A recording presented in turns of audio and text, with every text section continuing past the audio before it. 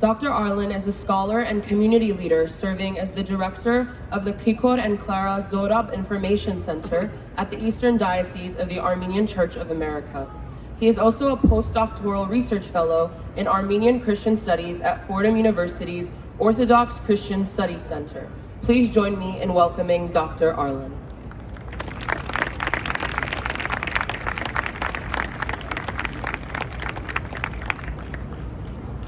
Thank you to Haik Gulian and the Knights and Daughters of Vartan for inviting me to speak here today.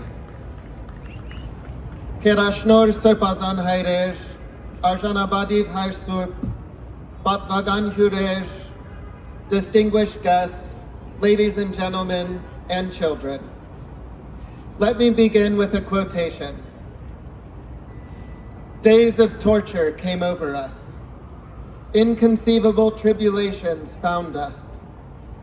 Foreigners alienated us from our place of dwelling, and our glory was turned to ruin. Death grew strong and swallowed us, and hell had no intention of saying, enough. We who resided in the land were banished.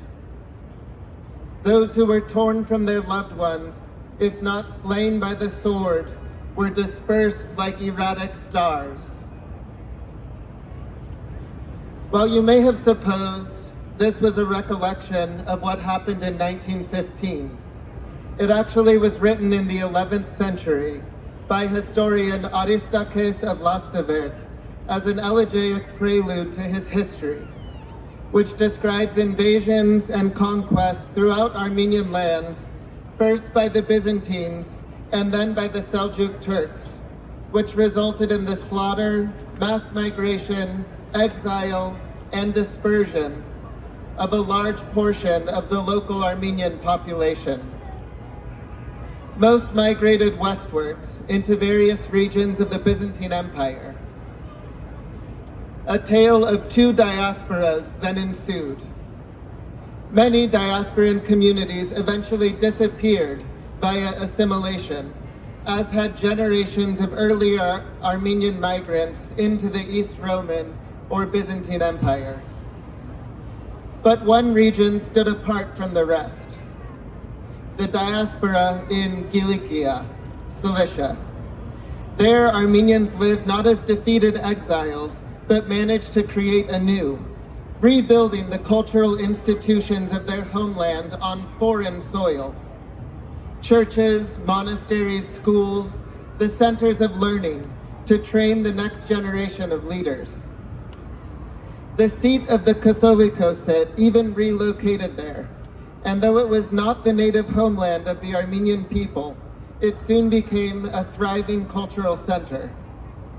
In a stunning reversal of fortune, Kilikian Armenians achieved a height of cultural production in literature, the visual arts, and architecture almost unrivaled by any other period of Armenian history. They did this in innovative ways, not just by imitating the past. There was fertile engagement and cross-cultural exchange with all the peoples of the Crusader Middle East, as well as Armenians back in the traditional homeland.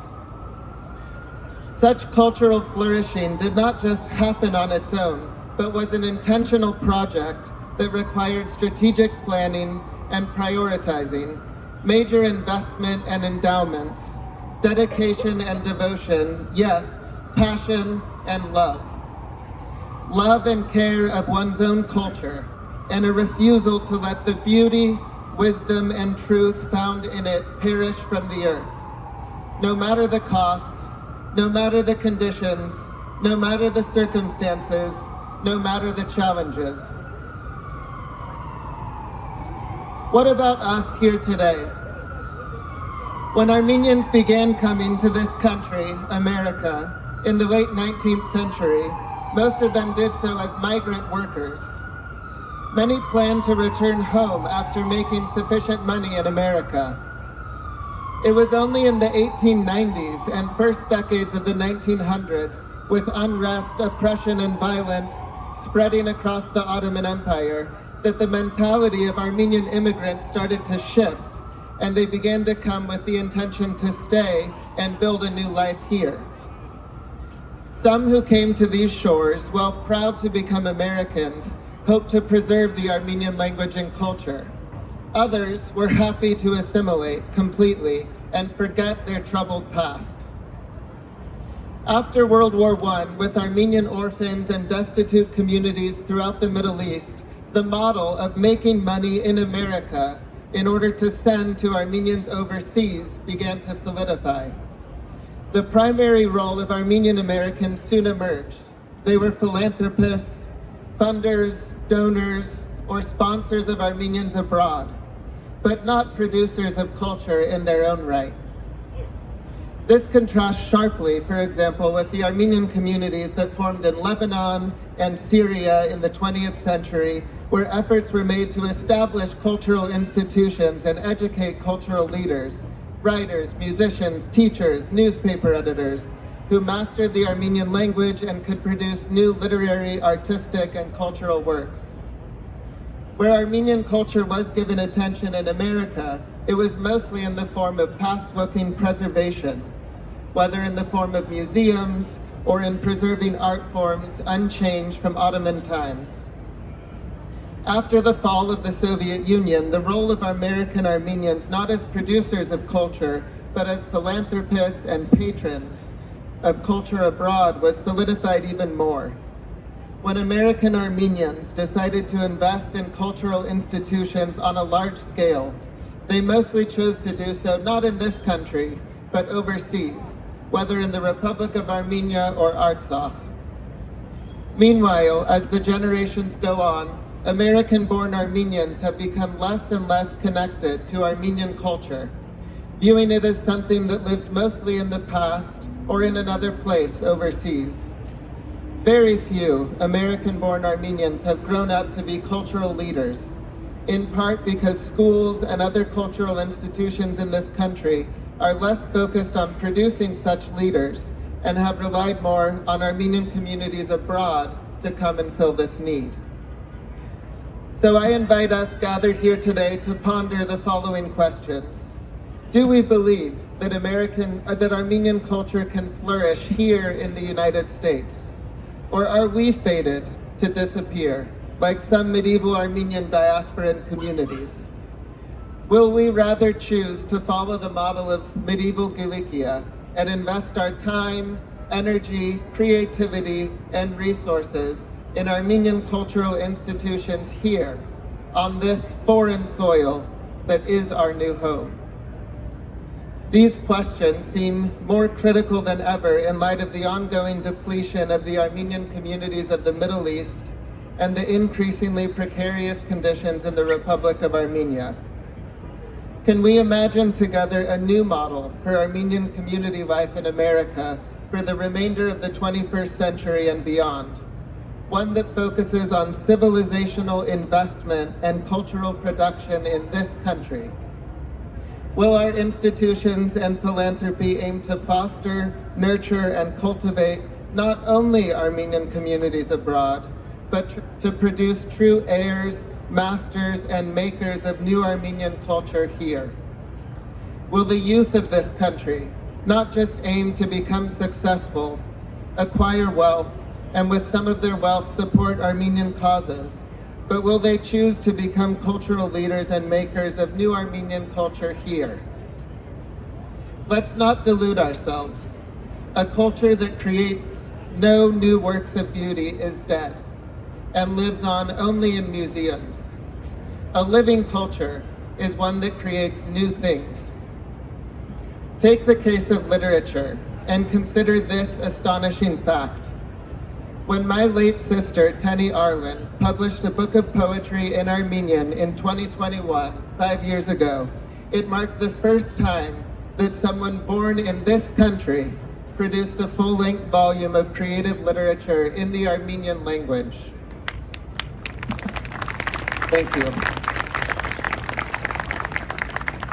Of course, many books have been published in Armenian in this country, but always by Armenians born somewhere else who came here. As a way to witness to the beauty and potential of new Armenian culture in the New World, I would like to close my remarks by reading from one of Tenny's poems called Baduma, the narration or the telling, recounting from the same root Batmutun, history, Batmel, where she reflects on silence and the power of speech, the critical role of poets and storytellers to give meaning to our lives, to create anew after great loss, to speak into the silence a new story, new life, new beauty, new meaning. I'll read only the end of it, first the Armenian original and then the English translation, and I'm reading from this new book, which is a bilingual edition. As I read, let us ponder, as an Armenian American community, can we build a new Armenian Gilikia here in America? Gmernink Lurutyan Antmechen, Poshibes, որ բադուհանի հացուգին գինա և կամաց կհանք չի։ Փոշին անշարժությամբ և ժամանակով վարգյանները գտաղ է, պատմությունը գտաղ է, պարերուն չնչումը, գյանքի անիմաստություն և աշխար փշրանքներու կվերածվի, երբ հանգարց խոսելով պարերուն ծնունդը, աշխարի վերածնունդը, պարը շունչը պերանեն, փոշին կարծարձե և բադուհանի հացուկը կբարզե, լրացված բադումը պատմված է, մենք կապրինք պատմողներեն, որոնք ցայն մգուդան, որոնք շունչ կուդան, հսկա լրության մեջ. We die through silence, like dust that falls to the windowsill and slowly settles. The dust in stillness and time buries the moments, buries the history, the obliteration of words, the meaninglessness of life, and the world breaks to pieces. When suddenly, through speech, the birth of words, the world's rebirth, the word, the breath from the mouth stirs the dust and uncovers the windowsill. The silenced narrative has been told. We live by those who tell, who give a voice, who give breath in the immense silence. Thank you.